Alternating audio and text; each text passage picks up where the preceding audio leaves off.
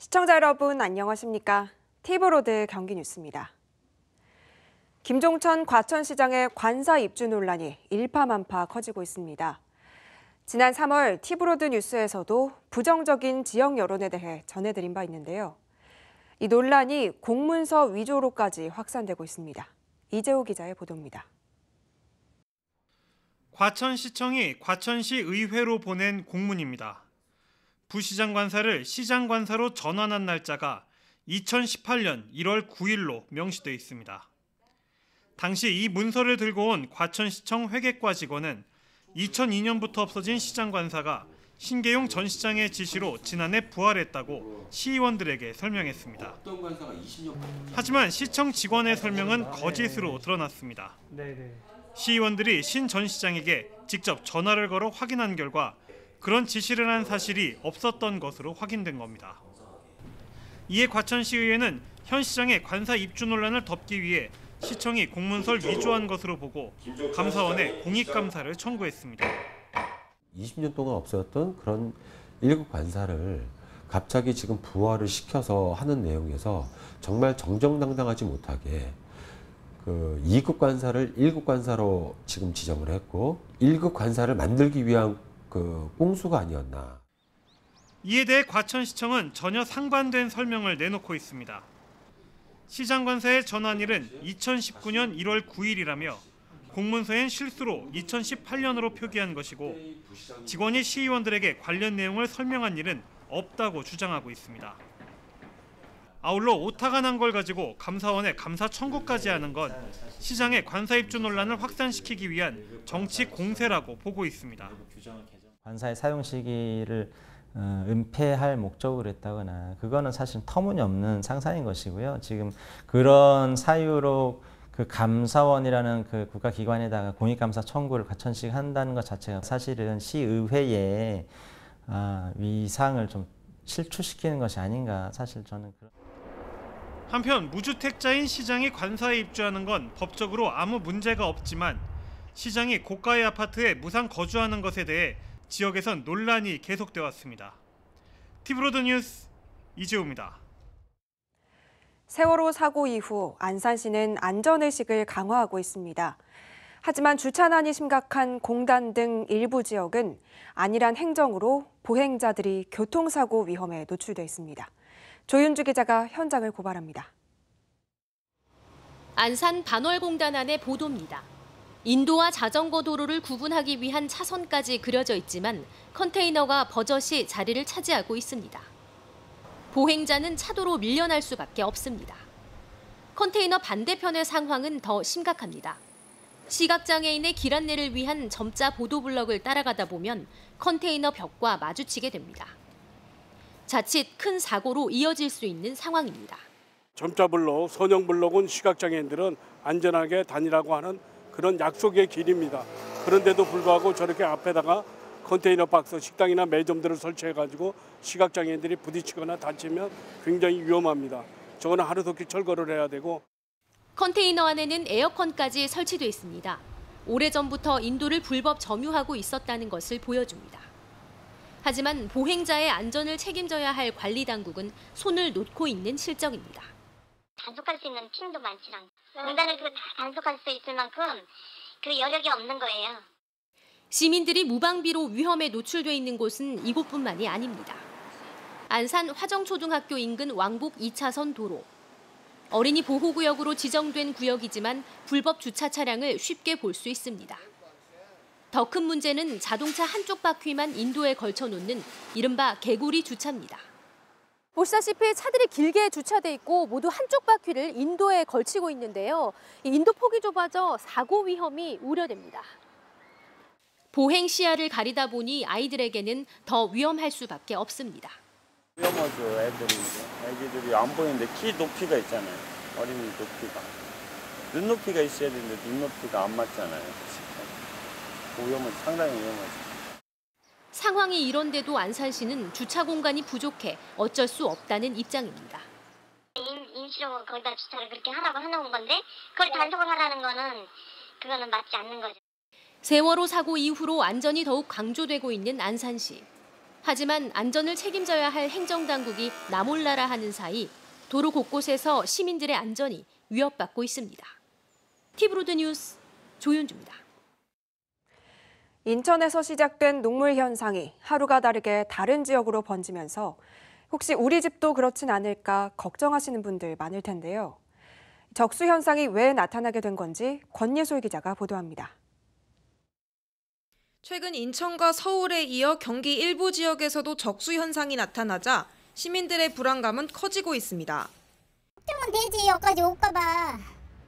괜히 샤워해드리는데 가려우면 아마 이게 또 그물 때문에 그러나 싶은 생각 들고, 이거 저기 공사하기 전에는 그 온수에서 녹물이 나오긴 했었거든. 근데 배관이 오래됐으니까 그런가 보다 그러고 썼지. 노후주택인 점을 감안해 임시방편으로 필터를 설치하기도 합니다. 걱정되죠. 애기 휴가니까 그냥 맘카페 같은 데 검색해서 필터 업체 알아봐가지고 청소 같은 거 하고 필터 이제 뭐 수도관마다 설치해서 쓰고 있고 그 정도거든요. 최근 일부 지역에서 발생한 녹물의 원인이 되는 것은 흔히 쇠파이프라 불리는 아연도 강간 때문입니다. 노후관 교체 주기는 짧게는 10년에서 길게는 30년. 그중 아연도 강간의 사용 가능 횟수는 최대 10년입니다. 내구 연한도 짧고 녹이 잘 쓰는 아연도 강간 특성상 시간이 흐르면서 관 내부가 부식돼 녹물이 나온 겁니다. 수도관에 낀 찐득한 부식 물질이 평상시처럼 물이 흐를 땐 그대로 부착돼 있다 관을 교체하거나 갑작스럽게 수압이 높아지게 되면 떨어져 나가 적수 현상이 나타날 수 있습니다. 현재 군포시 일부 지역에선 노후관 교체 공사가 진행 중입니다.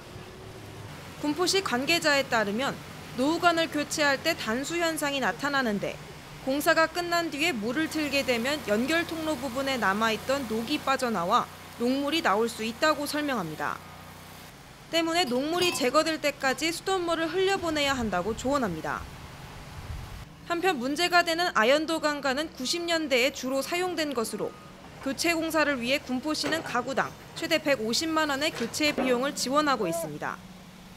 티브로드 뉴스 권예솔입니다. 용인 지역 주민 반대에 부딪혀 건립이 중단된 네이버 제2데이터센터에 관심을 보이는 지자체가 늘고 있습니다. 바로 인근 수원시가 내부적으로 유치 검토에 들어갔고 전국 10여 개 지자체가 유치전에 뛰어들었는데요. 한 차례 유치에 실패한 용인시도 아직 네이버와 명확히 정리된 것이 없다며 재협상 가능성을 열어놓고 있습니다. 박희분 기자가 보도합니다. 주민들의 반대에 부딪혀 건립이 중단된 네이버 제2데이터센터가 새로운 국면에 접어들었습니다. 용인 공세동 건립이 중단되자 전국의 지자체들이 데이터센터를 유치하겠다며 네이버 측에 러브콜을 보내고 있는 것으로 알려졌습니다. 용인과 바로 인접한 수원시도 내부적 검토에 들어갔습니다. 시유지를 포함해 데이터센터를 유치할 수 있는 부지 2곳을 파악해놓고 TF팀을 만들어 행정력을 집중할 계획까지 세웠습니다. 가장 큰 장점은 수도권과 가까운 부분이 이제 장점이고요. 인력이죠. 인력 고용. 사실은 수원 밑으로 내려가서는 인력 고용이 창출이 안 되는 부분이기 때문에. 한 차례 유치에 실패한 용인시는 아직 네이버와 정확히 정리된 것이 아니라는 입장입니다. 네이버가 보낸 공문 내용에도 사업 중단이라는 표현을 썼다며 공세동 외 다른 부지 제안에 대한 답변은 듣지 못했다는 겁니다. 공문상으로 취하를 해야지. 일건서를 다 우리가 돌려보내주잖아요. 그럼 끝나는 거 아니에요. 그것도 끝난 상태가 아니잖아요. 민원이 발생하지 않는 데는 우리가 한 서너 군데 돼 있으니까 검토해봐라. 파주와 의정부, 인천, 경북, 강원, 부산시 등도 데이터센터 유치를 검토하고 있는 것으로 알려졌습니다. 전국 지자체가 데이터센터를 바라보고 있지만 업계에서는 네이버가 수도권을 벗어나지 않을 것이라는 관측이 우세합니다. 네이버 본사와의 인접성, 또 연구원 출퇴근 등 교통 여건이 데이터센터 운영의 중요한 조건이라는 분석입니다. 계속 이쪽으로 연락을 오세요. 지금 10군데 넘게 연락이 오셨어요. 데이터 센터에 관심이 있다, 유치하는 것에 관심이 있다 이런 부분이죠. 시기라든지 어느 위치라든지 이제 그거는 계속 내부 검토 중인 단계고요. 네이버는 여러 지자체에서 요청이 쇄도하는 만큼 구체적인 계획이 나오면 각 지자체에 알려 선정 절차를 진행한다는 방침입니다. 티브로드 뉴스 박희붕입니다. 안성시의 시민회관 활용 방안이 또다시 보류됐습니다. 방치된 지 3년, 새로운 활용 계획이 나오기까지는 또 시간이 걸릴 것으로 보입니다. 보도에 주하영 기자입니다. 안성 시내 중앙에 위치한 옛 시민회관입니다. 안성맞춤 마터홀이 개관하면서 이곳 시민회관은 지난 2017년 4월 문을 닫았습니다. 수만 명의 시민들이 자주 찾던 이곳은 3년 전부터 주차된 차량 외엔 이곳을 찾는 사람도 드뭅니다. 돌계단은 부서지고 벽이 허물어질까 봐 최근에는 무너진 방지까지 해놓은 상태입니다. 방치되는 건물과 부지가 주민들은 아깝기만 합니다. 내부 수레만 해가지고 뭐가 들어오면 괜찮을 것 같아. 주차가 막 제대로 안 돼가지고 난리인데 여기는 주차장도 좋겠다. 그거 하면 좋지요. 이처럼 오래도록 방치된 이유는 이 건물의 활용 방안을 두고 수차례 계획이 변경됐기 때문입니다. 아트홀 건립 비용을 위해 매각을 결정됐다가 이를 반복하기를 수차례. 최근 안성시는 장애인 체육센터와 청소년 수련관, 주차장으로 함께 사용하는 생활 SOC 시설 복합화 사업으로 추진할 계획을 내놨습니다. 안성시의회는 청소년 시설과 주차장을 쓰는 데는 이의가 없지만 장애인 체육센터는 접근성이 좋은지 등을 장애인들의 의견이 필요한 것으로 보고 사업을 보류했습니다. 리모델링도 검토했던 안성시는 건물을 새로 지을 계획입니다. 생활 SOC 사업으로 하게 되면 이 접근성도 용이하고 실질적으로 청소년 수련 같은 거는 사실 꼭 줘야 되는 거가 있기 때문에 의원님들도 나머지는 여기 다 찬성을 하는 건데 장애인 그 체육관에 대해서만 좀 부정적인 생각을 갖기 때문에.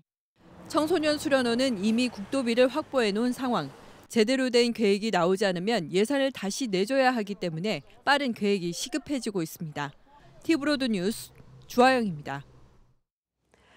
얼마 전 본 방송에서는 평택 시민 대부분이 혁신교육지구 사업을 모르고 있다는 내용 보도해드렸는데요. 이 혁신교육지구가 제대로 진행되려면 시민사회와 주민들의 적극적인 참여가 필요하다는 지적입니다. 이창호 기자입니다. 평택시와 교육지원청이 올해 혁신교육지구에 투입하는 예산은 92억 원 정도입니다. 평택시가 11억 4천만 원을, 평택교육지원청이 20억 원을 내 8개의 신규 사업을 포함한 모두 17개 사업을 추진합니다. 하지만 현재 추진되고 있는 혁신교육지구 사업에는 해결해야 할 숙제가 있습니다. 행정기관인 평택시와 교육기관인 평택교육지원청과의 업무적인 연계성입니다. 따라서 평택시가 성인 위주의 평생학습과 함께 학교 교육에 대한 책무성도 가져야 한다는 주장입니다. 행정은 우리가 평생교육, 성인 중심의 어떤 교육을 담당했고 일반 아동 청소년에 대해서는 지역 교육지원청이 중심이 됐다면 이제는 의식이 전환돼야 된다는 거죠. 그 행정자치, 어떤 그 지자체에서도 아동 청소년 교육에 대한 강한 책무성이 필요하다. 이와 함께 평택 혁신교육지구 사업이 관심을 끌고 성공하기 위해선 지역 주민의 참여도 중요하다는 지적도 나왔습니다. 학교와 학부모, 교사가 함께 지역 단위 마을교육자치회를 구성하고 주민자치센터를 학교와 연계하는 등 학교 밖 교육 프로그램이 필요하다는 의견입니다. 앞으로는 방향이겠죠. 어떠한 방향으로 가느냐. 그래서 이제 철저하게 여기에 중장기적인 발전 계획, 로드맵을 가지고 해야 되는 것이지 하루아침에 다 되는 것은 아니라고 봅니다. 평택에서 추진하고 있는 혁신교육지구 사업은 오는 2021년까지 시즌2가 진행됩니다. 티브로드 뉴스 이창호입니다. 오산의 한 야산에서 발견된 백골 시신이 남자 청소년이라는 분석 결과가 나왔습니다. 경기 남부지방경찰청 광역수사대는 해당 백골 시신이 15세에서 17세 사이로 보이는 남성이라는 국립과학수사연구원의 DNA 분석 결과를 최근 통보받았습니다. 이에 경찰은 실종 신고가 접수된 남자 청소년들의 DNA와 대조해 시신의 신원을 확인하는 한편 주변 탐문 조사를 통해 범죄 혐의점에 대해 수사할 예정입니다. 한편 백골 시신은 지난 6일 오전 오산시 내산미동의 한 야산 묘지 근처에서 발견됐습니다.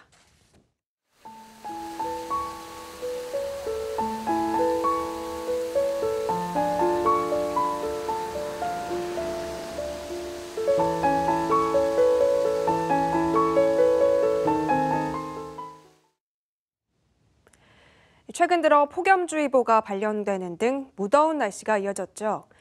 올해 장마는 예년보다 다소 늦게 찾아왔는데요.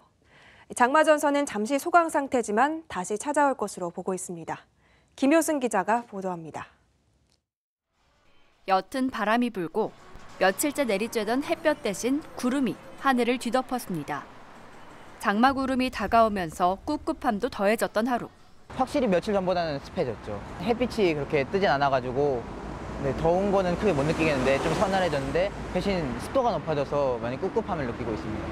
제주도를 시작으로 경기 지역에 장마가 찾아왔습니다. 일본 남쪽 해상에 머물던 장마 전선이 북상하면서 전국에 비구름을 몰고 온 겁니다. 27일까지 10에서 40mm의 비가 오겠습니다. 비가 오는 지역에서는 돌풍과 함께 천둥 번개가 치는 곳이 있겠으니 시설물 관리와 안전사고에 유의하시기 바랍니다. 제주도를 기준으로 볼 때 평년보다 일주일 정도 늦어진 이른바 지각장마. 제주부터 수도권까지 전국이 동시에 장마권에 든 건 2007년 이후 12년 만입니다. 기상청은 장마 전선이 다시 북상하는 토요일쯤 전국에 또 한 차례 장맛비가 내릴 것으로 보고 있습니다. 올해 장마는 강수일수는 더 적지만 한 번에 많은 양의 비가 내릴 전망입니다. 본격적인 장마가 시작됨에 따라 주변 하수구가 막혀있진 않은지 점검하고 상습 침수 지역은 모래주머니를 준비하는 등 대비가 필요합니다. 티브로드 뉴스 김효승입니다. 쓰레기로 몸살을 앓던 화성 보통리 저수지가 깨끗한 모습을 되찾았습니다. 농어촌 공사가 대대적인 청소에 나서면서 인근 주민들도 반기고 있습니다. 보도에 김성원 기자입니다. 화성 보통리 저수지입니다. 지난 4월 쓰레기로 민원이 많았던 곳을 다시 찾았습니다. 스티로폼과 술병 등 각종 쓰레기가 물길도 막았던 장소는 말끔히 정리됐습니다. 파이프와 철근 등 건축 폐자재가 버려졌던 곳도 청소가 된 모습입니다. 저수지 인근에 눈살을 찌푸리게 했던 쓰레기들이 눈에 띄게 줄었습니다. 지금 이제 청소를 좀 해가지고 깨끗해는 졌는데 이게 유지가 되는 게 좀 문제겠죠. 조금씩 또 그 이후에 청소 한번 하고 난 이후에 조금씩 지저분해지고 있으니까 그게 사실은 걱정입니다. 쓰레기 민원이 계속되면서 관리 주체인 농어촌공사가 지난달 말 대대적인 청소에 들어간 겁니다. 저수지 인근이 전반적으로 깨끗해졌지만 쓰레기 문제가 완전히 해결된 것은 아닙니다. 저수지를 방문한 이용객들이 여전히 쓰레기를 마구잡이로 버리고 있기 때문입니다. 현장에서는 이곳 저곳에서 담배꽁초나 먹고 버린 음료수 캔 등을 발견할 수 있었습니다. 농어촌공사는 주 3회 청소를 진행하고 있지만 매번 저수지 전체를 정화하는 데는 무리가 있다는 입장입니다. 월수금으로 저로 이제 숫자 돌리 청소 쓰레기 하고 있는 상태고요. 저희 인원 부족으로 해서도 참 관리하기가 진짜 힘든 구역입니다. 화성시도 보통리 저수지 둘레길 관리와 청소 등 명목으로 농어촌공사에 연간 5천여만 원을 지원하고 있는 상황. 농어촌공사는 쓰레기 무단 투기 금지 현수막을 설치하고 계도 활동에 나선다고 밝히는 한편 저수지 이용객들과 인근 상인들의 양심적인 행동을 당부했습니다. 티브로드 뉴스 김성원입니다. 평택시가 아프리카 돼지열병을 막기 위해 감시 체계를 강화하고 있습니다. 시는 양돈 농가에 전담 공무원을 배치하고 일주일에 2번 이상 현장을 점검하고 있습니다. 남은 음식물을 취급하는 농가에 대해선 밀착 감시 체계를 유지하고 방역시설과 소독약품 등의 방역 활동도 지원합니다. 평택시는 이와 함께 방역교육과 불법 수입 축산물 단속도 펼치고 있습니다. 평택에는 현재 60개 농가에서 약 12만 4천 마리의 돼지를 사육하고 있습니다. 오산시가 공공화장실 몰래카메라 예방을 위한 민간점검단을 구성했습니다. 오산 시민으로 구성된 민간점검단은 앞으로 오산역 환승센터와 오산 종합운동장 등 3곳의 특별관리 점검구역에서 몰래카메라 점검 활동을 벌이게 됩니다. 활동은 주 3회 실시되며 몰카 점검과 함께 치안 활동도 병행할 예정입니다. 시는 이번 민간점검단의 활동으로 시민이 안전한 도시를 만들겠다는 계획입니다.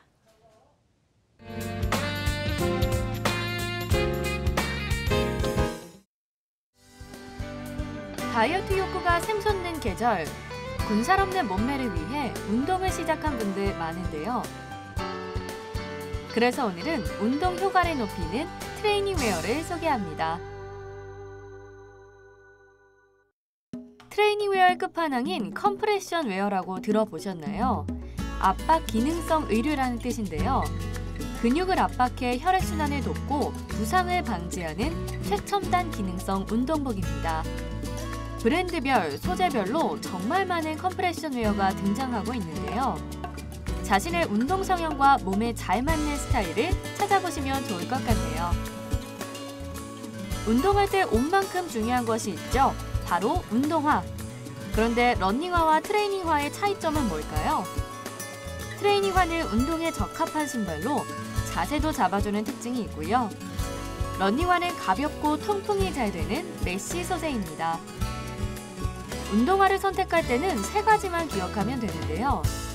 쿠션 기능이 있는지, 유연한지, 뒤꿈치를 잘 감싸주는지를 꼭 살펴보세요. 편안한 멋으로 일상복으로 자리매김하고 있는 트레이닝 웨어. 잘만 입으면 건강도 지킬 수 있는 똑똑한 아이템. 올여름 트레이닝 웨어 하나로 나의 피지컬을 높여보세요. 다음은 지역 소식입니다.